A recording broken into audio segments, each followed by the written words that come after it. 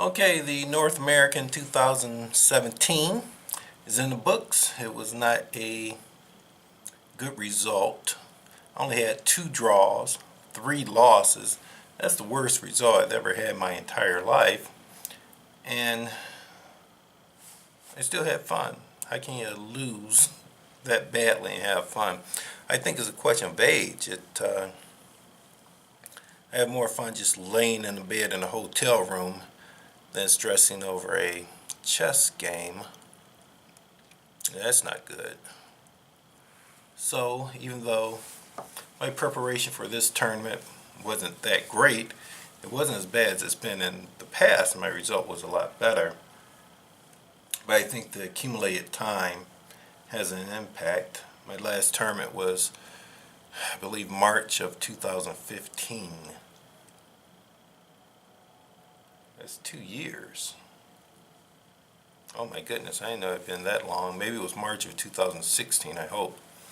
But in any case, I'm going to play for the rest of the year. I hope to get in 6 national tournaments. And once I start actually preparing and practicing and playing, I think I'll do a lot better. So, the plan. I want to play at least 100 games a month, which isn't that bad because you always have access to your computer, and it's really, a little bit over 3 games a day. If I can do that for January and February, I think I'll be better prepared for the March tournament. We'll see. Okay, I had fun laying back in the hotel room, stress-free, and probably a little too relaxed. I might play. The first round, I played well. He outlasted me, and I made 2. They weren't outright blunders, but they were moves that I should have anticipated. The second game, I just came up with a stupid strategy, knew it was a stupid strategy, but did it anyway. Because there was a chance that my opponent can go wrong, but you can't play chess hoping your opponent goes wrong. My game 3 was a game that I actually had won. There was no way I was going to lose that game, but it was going to take a couple of hours to win. I just didn't want to play for a couple of hours. I already lost 2 games. It wasn't like I was going to win the tournament. So in the one position I offered to draw, my opponent accepted it, and I was able to go back up to my room and enjoy my wonderful shower after I've only played for maybe, it was under 2 hours, way under 2 hours. Game 4, we played a long, hard game. What happened in that game? Well, what happened in that game is I lost a pawn.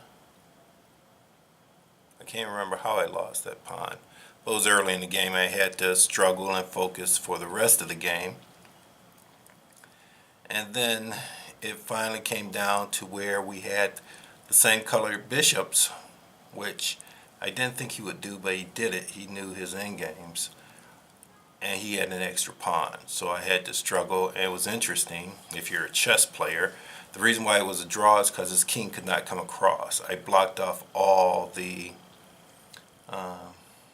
ways his king could come across to my side of the board. And he had a pawn. He had a passed pawn they could push to a queen. My king was going to catch his pawn, and his king could not come through. All the rest of the files were blocked off by my men. That was an interesting endgame. Game 5, oh my goodness. It was a fried liver attack. He played the fried liver attack against me, which is in essence playing an attack against the 2-knight defense. I know my 2-knight defense. I've been playing it for 30 years. Well, I don't know as well as I used to, but I do know it, and I know the proper response. I didn't play the proper response. I played the response that attacks the fried liver attack, which I saw once and I studied once a couple of months ago. And I said, well, it's not like I'm going to win the tournament. I might as well enjoy myself. So I played it.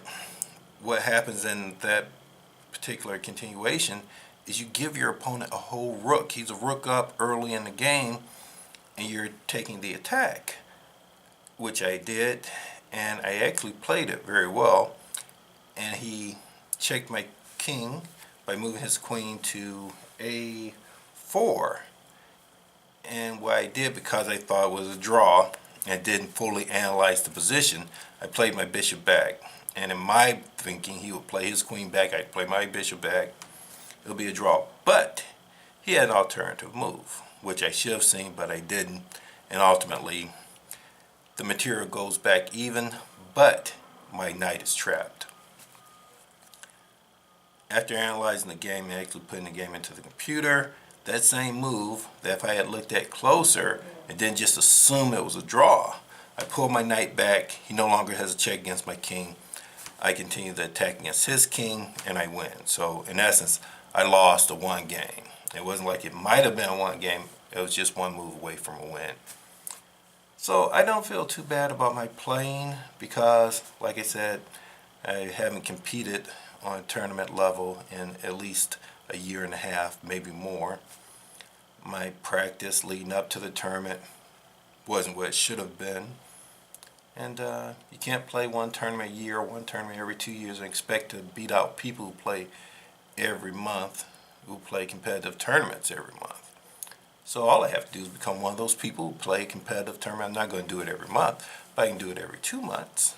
And we'll see what the result is. We'll find out in March. Okay, this is Chess TV.